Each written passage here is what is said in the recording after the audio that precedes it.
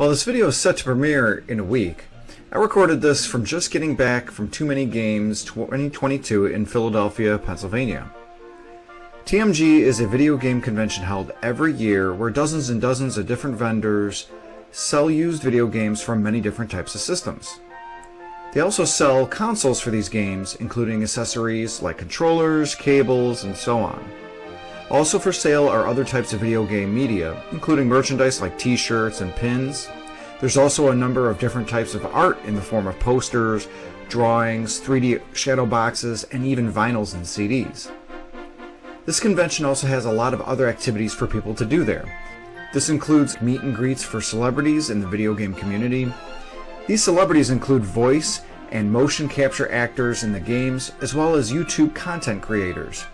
There are also panels for these YouTubers, as well as other general panels. They also have an arcade with 50 plus cabinets that are free to play, including a number of games, a number of these being from Japan, which is pretty cool. There's also free play and tournaments for video games like Smash Brothers and even games like Dr. Mario. I saw a number of stations for games like Guitar Hero, various Mario Karts, and so on that perhaps didn't have any tournaments, but still offered free play. There was also free play for tournaments for card games and a number of cosplayers in fantastic costumes of their favorite video game characters. Now, I've been to Chicago's Wizard Comic-Con a few times before.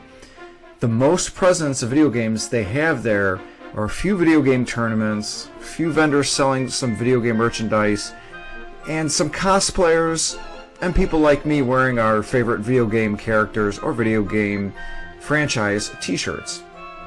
I've never been to a convention dedicated solely to video games. The Spawncast team, which I watch on Saturday evenings, among their own various videos and streaming via YouTube and or Twitch, said that they were going to Too Many Games, and it had piqued my interest.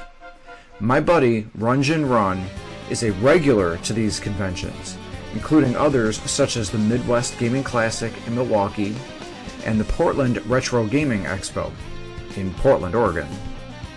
Jin is also a premier collector of video games and consoles. We both agreed to go to this together, so we made plans to attend TMG for Friday and Saturday. Now, there's a stereotype for video game nerds not having the best hygiene. Jin warned me that based on his extensive personal experience, this unfortunately can be true, and to prepare myself. When we arrived at around 3 p.m. on Friday, we were standing in line outside in the heat, and I was hit hard by a terrible body odor from the person ahead of me. Normally, I'm pretty sensitive to certain lights, sounds, and especially smells due to my own medical history, and I was worried this was going to be the entirety of my time here. But, to my great fortune, however, this and one other time on Saturday were the only times this was an issue. For the most part, everyone around did a great job of practicing good personal hygiene, and the convention hall itself worked well to ensure the air conditioner was running at full blast. Now, the line outside moved pretty quickly and got us all inside into the security check. They checked out our book bags, we got our lanyards pretty quick, and then it was off to the races. The entirety of the first room was dedicated to the vendors selling their products. This reminded me of the Chicago Comic-Con, except of course all the products at TMG were related to video games. My previous experience helped me to not be overwhelmed by all the choices to shop and all of the people doing all the shopping. Maybe because of this, though, I was able to drain the entirety of my cash I brought within 3 hours. Thanks to Jin, I was able to negotiate some pretty good deals on the stuff that I picked up. We then went to the panels to watch YouTube content creators Beat 'em Ups and Wolf Den do their panel. I planned on catching the Spawncast team's panel after that, and since I got there early enough, I met them all beforehand and had a great time and had a great number of conversations with each of them. They were all so very nice and honestly seemed grateful to have video game discussions with their fans. I also had a great time watching their Q&A panel they held with everyone in attendance. Once it finished out, The convention staff ordered us all to exit, as most of the halls in the convention close at 9 p.m. and it was about 10 after. As we were leaving, it was eerie to see that first hall, just how empty it was, and funny to feel how cold it was thanks to the AC, yet having the lack of bodies to heat everything up. The next day, instead of going right back to the convention, Jin suggested that we make a pit stop to a video game store called Classic Game Junkie in Glenside, Pennsylvania.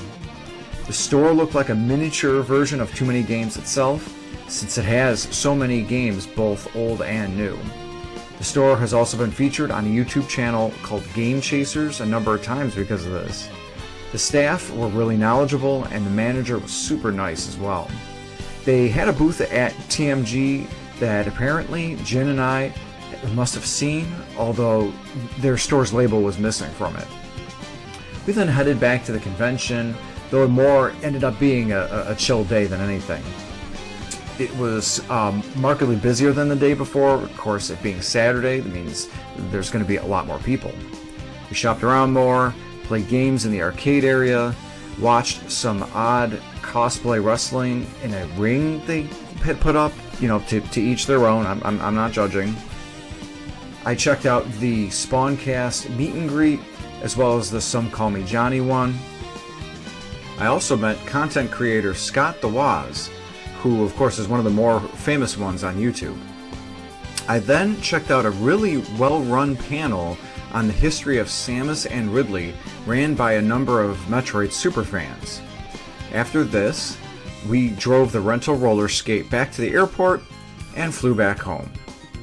Once I got home, I cataloged everything that I physically got. This includes 2 lenticular posters, with one featuring Mario and the other featuring Samus, 4 pins from CanvasQuest. I've seen this shop on Etsy before, so I was excited to see them in person as well. The video games Mario Kart Wii, Super Mario 64 DS, and New Super Mario Bros. DS. These are odd omissions for me since I normally collect all of the Super Mario and Mario Kart series.